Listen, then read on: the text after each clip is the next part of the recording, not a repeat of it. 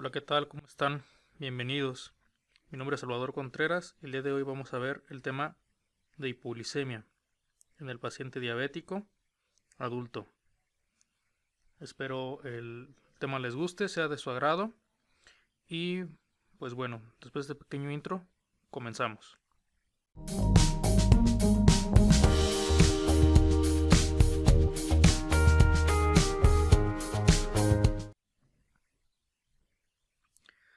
Bueno, lo primero que tenemos que hacer es definir qué es la hipoglicemia.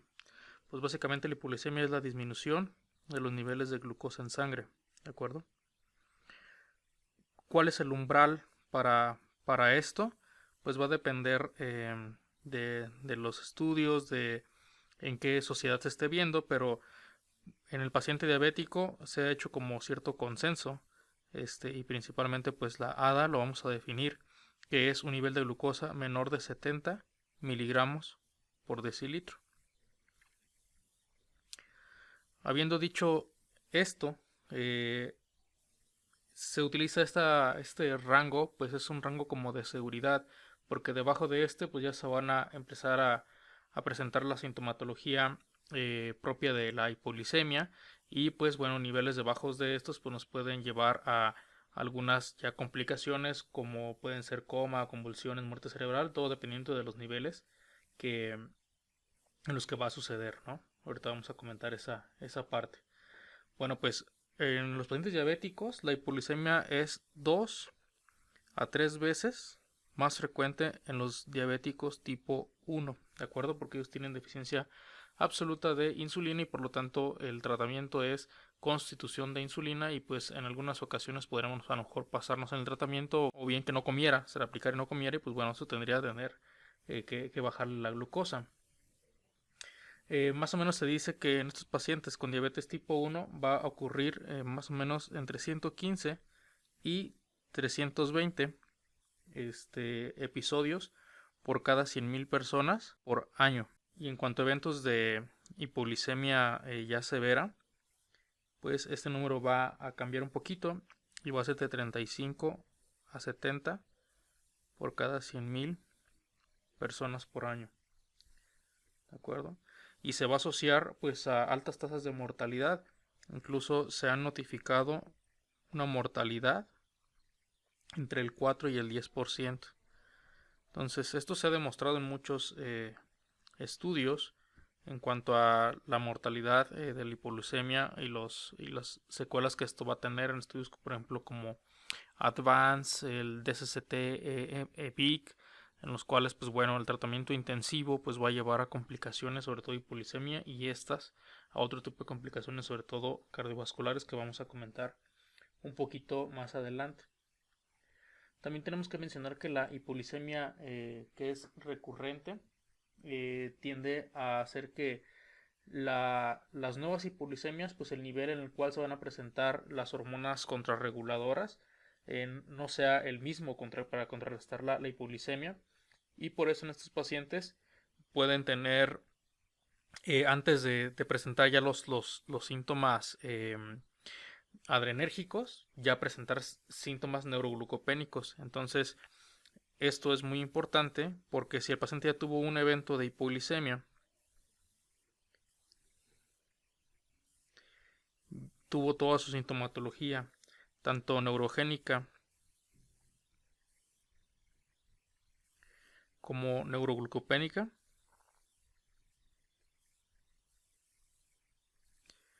en el segundo evento que tenga de hipoglicemia, ya no va a presentar la neurogénica, sino va a presentar solamente la neuroglucopénica y por lo tanto el paciente lo primero que va a presentar va a ser la confusión. ¿Sale? Y pues esto sí es importante porque debemos siempre en el paciente que tiene un primer evento de hipoglicemia pues prevenir que no vaya a tener un segundo evento de hipoglicemia. ¿De acuerdo? Pues bueno, la hipoglicemia pues esta que estamos comentando se puede asociar a lo que es el fracaso autónomo, que sucede pues por la algo que se llama insuficiencia simpático-adrenal funcional, que es básicamente lo que ya comentamos ahorita, ¿sí? Y eso va a disminuir pues esa respuesta adrenérgica.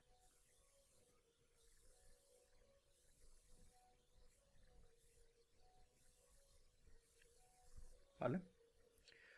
Ahora tendríamos que comentar pues cuáles son las secuencias de respuesta, ¿sí? La respuesta ante una hipoglicemia de nuestro cuerpo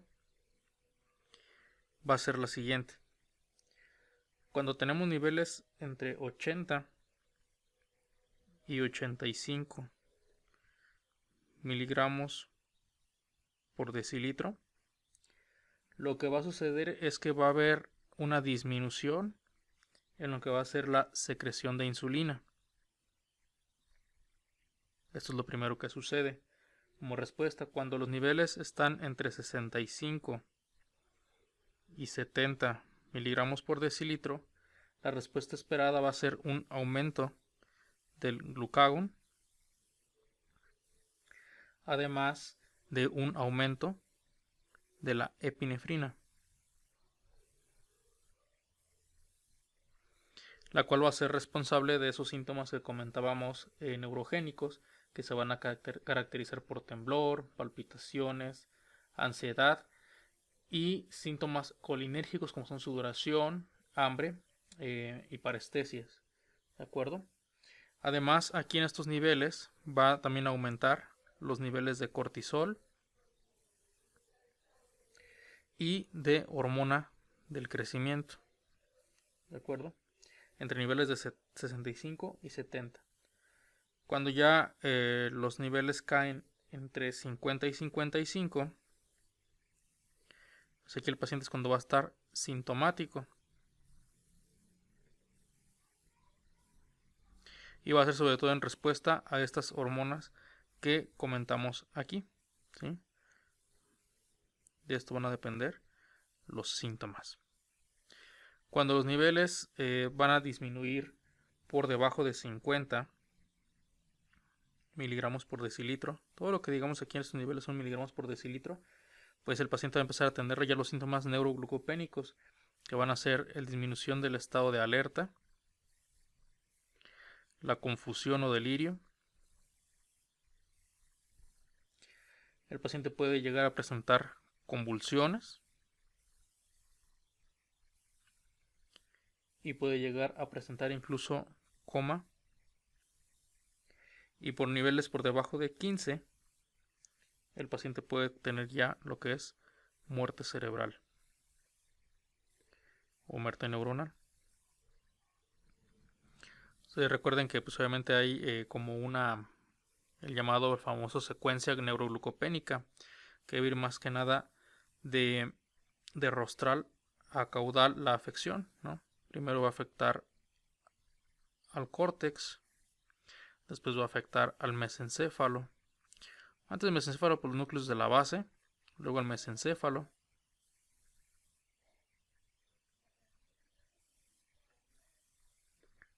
De ahí lo que es pues, todo el resto del tronco, lo que es la protuberancia, el bulbo. Y pues bueno, cuando afecta esas partes ya del sistema reticular activador ascendente, pues el paciente va a empezar con la pérdida de alerta y todo esto. Y finalmente, pues si es menor de 15 miligramos por decilitro esta neuroglucopenia, pues el paciente va a presentar ya la muerte neuronal. ¿De acuerdo? Y bueno, entonces aquí tendremos que hablar un poquito más de lo que es la insulina, ¿sí? Tenemos que preguntarnos cuáles son los estímulos que van a hacer que secrete la insulina. Pues esos van a ser, para que esta aumente, necesitamos glucosa, vamos a necesitar aminoácidos, vamos a necesitar ácidos grasos, sobre todo los no esterificados. También se puede activar por acción beta adrenérgica por medio de la epinefrina o adrenalina, como le quieran llamar. También se puede estimular por medio de acetilcolina. Se puede estimular también por el GLP-1, que es el péptido similar al glucagón de tipo 1, y también el polipéptido insulinotrópico dependiente de glucosa. ¿Sale? Polipéptido insulinotrópico dependiente de glucosa. Estos son lo que van a hacer que se aumente la insulina. Y lo que va a hacer que la insulina disminuya, pues va a ser la disminución de la glucosa, como comentamos en los gráficos previos, una activación alfa-adrenérgica. Esto sobre todo por la noradrenalina, norepinefrina.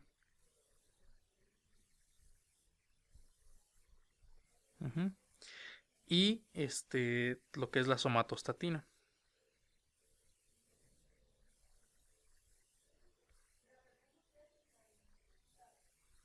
que es la hormona que bloquea la hormona del crecimiento. Vamos a recordar también que pues la insulina se va a estar almacenada en forma de proinsulina a nivel de las células beta pancreáticas, y cuando se libera se va a liberar junto con la propiamente ya insulina y el péptido C. Esto va a ser sobre todo importante ya con fines de investigación y sobre todo en pacientes que tengan una hipolisemia en un paciente no diabético, pues para ver si realmente se está si hay insulina o no, porque se liberan juntos. Es una manera como de estudiarlo, pero eso será otra cosa, otro tema. Ahora, ¿cuáles son las funciones de esa insulina?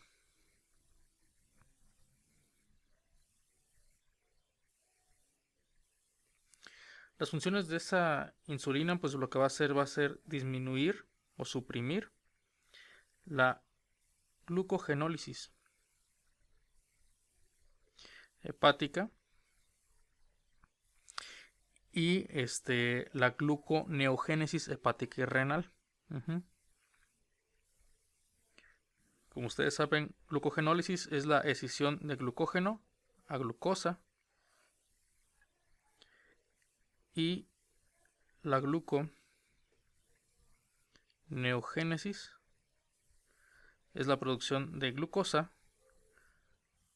a partir de otros sustratos diferentes a los carbohidratos, como son lípidos y aminoácidos.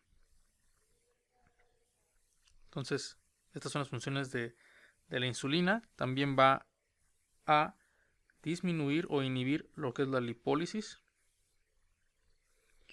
Importante que cuando no hay insulina, entonces hay aumento de la lipólisis, y esto es la base fisiopatológica, lo que nos lleva a la cetoacidosis diabética, ¿no? También va a suprimir lo que es la secreción de glucagón. Como vimos, el glucagón es una hormona contrarreguladora que se va a secretar en respuesta a la disminución de glucosa y por lo tanto de insulina, ¿no? Entonces, también es importante porque esto es también parte del tratamiento de la hipoglicemia, ¿no? Esta hormona, que ya lo veremos ahorita un poquito más adelante. También va a suprimir la cetogénesis, que también va en relación con esto que comentamos ahorita. Y finalmente pues va a estimular la glucólisis, que es pues ahora sí que la producción de glucosa por la vía glucolítica. Estas son las funciones que va a tener nuestra insulina. Ahora el glucagón, que es otra de las hormonas de las que hemos estado hablando, va a tener sus estímulos o su estimulación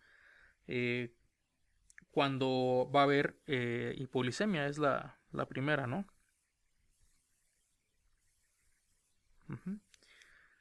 También cuando hay disminución del aporte de aminoácidos, va a también por estimularse por el estímulo beta adrenérgico, también por la acetilcolina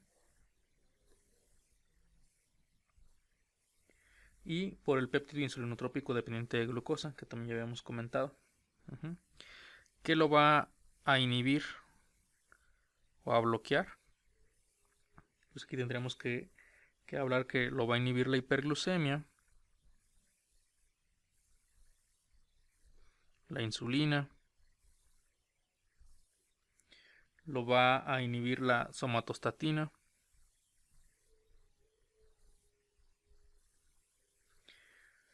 y lo va a inhibir el GLP-1.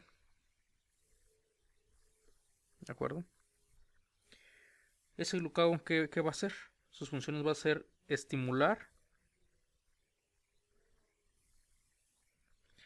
la glucogenólisis hepática,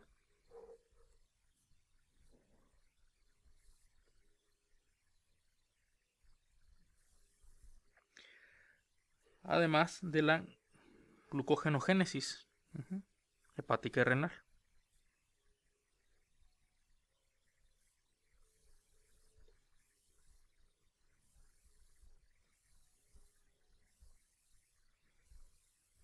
¿Vale?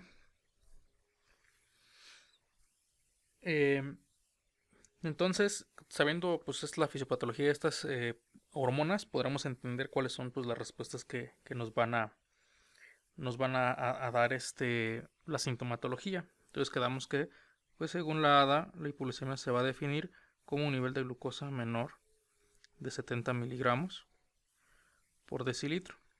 Y pues este valor de alerta se toma en cuenta porque va a ser como el nivel antes de que ocurran los daños hacia el individuo.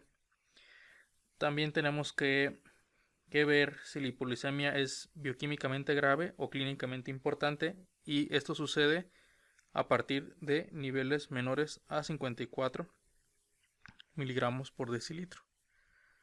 Y aquí es cuando vamos a definir que es grave y clínica. O sea, el paciente aquí ya va ahora sí a presentar sintomatología. Ahora, ¿cómo se va a clasificar?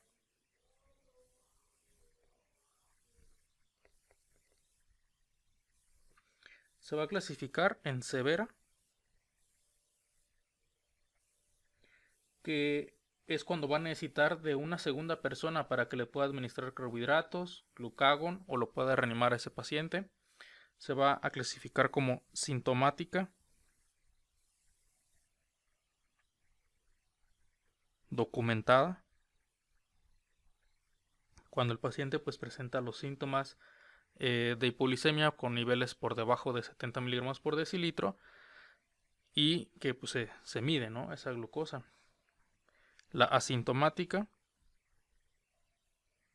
cuando el paciente tiene disminución menor de 70 miligramos por decilitro, pero no tiene síntomas, ¿no? No síntomas. Vamos a tener también la probable hipoglucemia sintomática, que va a ser aquella que se acompaña de síntomas, pero el paciente no tiene manera de medir la glucosa, ¿no? Y vamos a tener también la pseudohipoglucemia, que va a ser un paciente que tiene síntomas de hipoglucemia, pero que su glucosa va a encontrarse por arriba de 70, ¿de acuerdo? Esa es la forma en que la vamos a clasificar. Más o menos el paciente con diabetes tipo 1 tiene alrededor de 3 eventos de hipoglucemia grave al año. En los pacientes que tienen diabetes tipo 2, pues vamos a tener algunos factores de riesgo, como son que en su tratamiento use insulina, sulfonilureas, meglitinidas, ¿no? Pero sobre todo estas dos, ¿no?, son los que más se usan y que se usan a hipoglucemia. También pues el paciente que es añoso, ¿sí? Entre más grande, mayor riesgo. Entre más evolución de la diabetes, pues también hay mayor riesgo de hipoglucemia. De hecho, pues entremos a hablar de los factores de riesgo. Por ejemplo, aquí un factor de riesgo es que el paciente presente, eso que comentábamos, que son la atenuación de las respuestas neurógenas por la hipoglucemia, lo que se le llama insuficiencia autónoma asociada a hipoglucemia.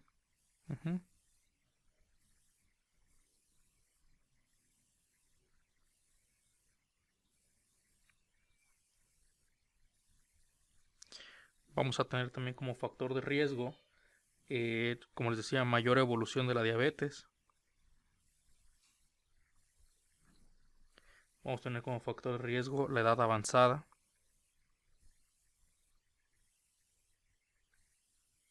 Vamos a tener como factor de riesgo también la transgresión farmacológica y dietética. Pero pues sobre todo la dietética, ¿no?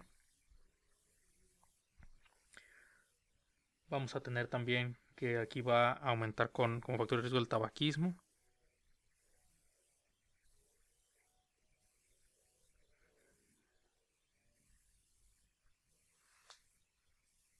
Un evento previo de hipoglicemia grave.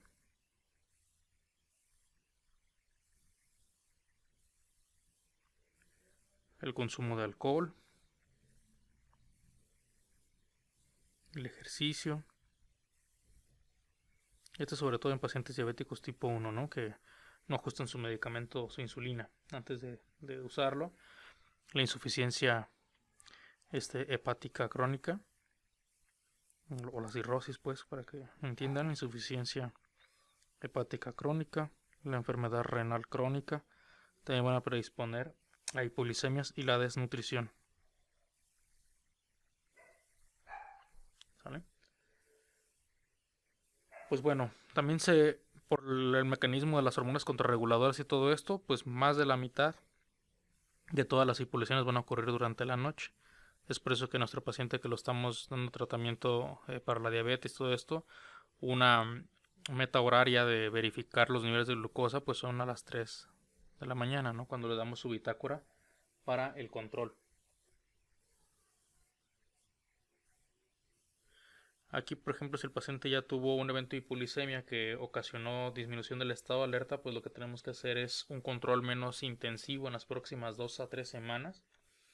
Si fue inducida por el ejercicio, pues lo que hay que hacer es que reduzca la dosis de insulina que se aplica o que coma pastillas de glucosa o alguna fruta durante la actividad, pues durante el ejercicio, para que no le suceda esto, ¿no? Que puede ser 1 gramo por kilogramo de peso de carbohidratos o 150 microgramos de glucagón. También se podría aplicar para disminuir la hipoglicemia asociada al ejercicio. Cuando el paciente ya tiene una hipoglicemia de tipo asintomática, debemos de pues, medir la glucosa en 15 minutos, 60 minutos después. Tiene que evitar conducir, tiene que ingerir pues, carbohidratos, ahorita vamos a comentar cuáles, y tiene que hacerse un ajuste de la insulina. Entonces, cuando el paciente tiene una hipoglicemia ya sintomática, lo que tenemos que indicarles es que ingiera entre 15 y 20 gramos de carbohidratos de acción rápida. Carbohidratos de acción rápida. Estos cómo se van a obtener, que son unas 3 a 4 tabletas de glucosa. Un ejemplo de estas son las Dex4, ¿sí? 3 a 4 tabletas. Se le puede dar 2 cucharadas de pasas. Se le puede dar 1 cucharada de azúcar. Se le pueden dar 6 a 8 caramelos duros. Se le puede dar media taza de jugo o refresco. Se le pueden dar 4 a 5 galletas saladas. O se le puede dar 1 cucharada de miel o jarabe de maíz. ¿Vale? Después de que esto sucede, en 15 minutos vamos a revalorar a ese paciente con una nueva medición de glucosa y ver si el paciente sigue teniendo menor de 70, se le tiene que repetir la dosis. ¿Sale? Se le tiene que repetir la dosis o el tratamiento que le dimos y luego que ingiera ya una comida o un refrigerio. ¿De acuerdo? Si el paciente usa insulina o un secretagogo, o usa por ejemplo un inhibidor de alfa glucosidasa, que van a disminuir la absorción de glucosa a nivel del aparato digestivo, como es la carbosa, pues debe tomar glucosa pura, si no, pues no va a funcionar, y eso no tiene que usar pues esas tabletas que decía, las Dex4, ¿no? Si la hipoglicemia es grave en nuestro paciente, Vamos a primero a ver si tenemos un acceso IV o no. Si tenemos un acceso IV, pues fácil, ¿no? Le pasamos 25 gramos de glucosa, que va a ser en la solución glucosada al 50%. Le vamos a pasar 25 mililitros, ¿de acuerdo? Y vamos a repetir la medición en 15 minutos. Y tenemos que observar un aumento más allá de 90 miligramos por decilitro. Dado caso que no suceda, le vamos a pasar otros 25 mililitros y también se vuelve a revolver en otros 15 minutos, y después de esto vamos a tratar de quitar el desencadenante o prevenir que no tenga más hipoglucemias, dejando a lo mejor una solución glucosada en las de base. Si no tenemos el acceso IV, le podamos dar el glucagon, que puede ser subcutáneo, puede ser intramuscular o puede ser nasal. Aquí si es intramuscular, pues hay que darle 1 miligramo. Si es nasal, 3 miligramos. Si es subcutáneo, igual 1 miligramo. ¿De acuerdo? Y pues tenemos que ver en 15 minutos, volver a medir los niveles de glucosa y ver también la sintomatología del paciente, si han remitido o no estos síntomas. Si no hay glucagón, lo que tenemos que hacer acá es poner, y esto ya es pues ahora sí que con mucho menos evidencia, y son pues medidas de más que nada de rescate, y en lo que se consigue el acceso IV o llega el paramédico, y pues son opiniones de expertos, ¿no? Es ponerle azúcar de mesa bajo la lengua. También se puede ponerle, hay geles de glucosa que se pueden poner en las encías o debajo de la lengua, son los geles de glucosa. Y pues bueno, poner al paciente pues de lado, ¿no? Recostarlo en decúbito lateral.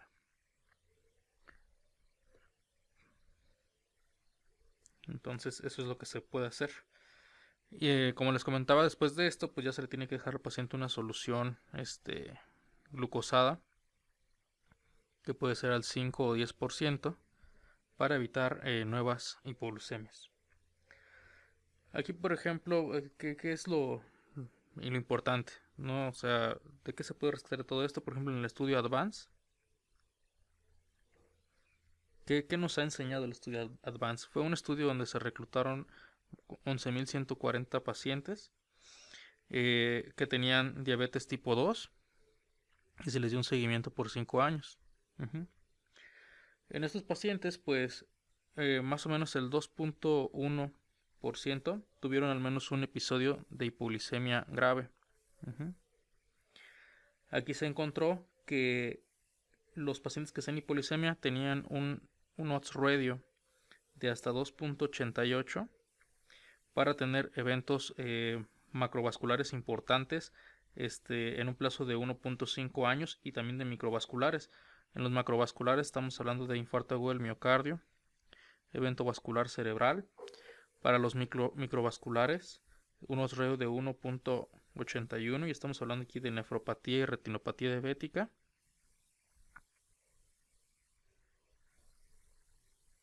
Y también en un plazo de 1.5 años y otros eventos, ¿de acuerdo? Se encontró que los que estaban mayormente afectados tenían más de 55 años, estaban con niveles de hemoglobina glucosilada menores a 6.5%, motivo por cual nuestra meta es 7%, o ajustarla dependiendo de el paciente. También se encontró que tiene un odds radio en ese mismo estudio del Advance de 2.68 para muerte de causas cardiovasculares en un plazo de un año, y de 2.69 para muerte por cualquier otra causa. ¿Sale? Incluso pues esto se vio ya en estudios post hoc del Advance, que el tratamiento intensivo contra el tratamiento o la atención estándar, las tasas de hipoglucemia eran de 2.7 para el intensivo contra 1.5% contra los de atención estándar. En el paciente, por ejemplo, ya muy grave, en el estudio Night Sugar, que es como el más representativo, no es el único, que son pacientes que estaban en UCI, que estaban teniendo hipoglicemias, que tenían diabetes, obviamente.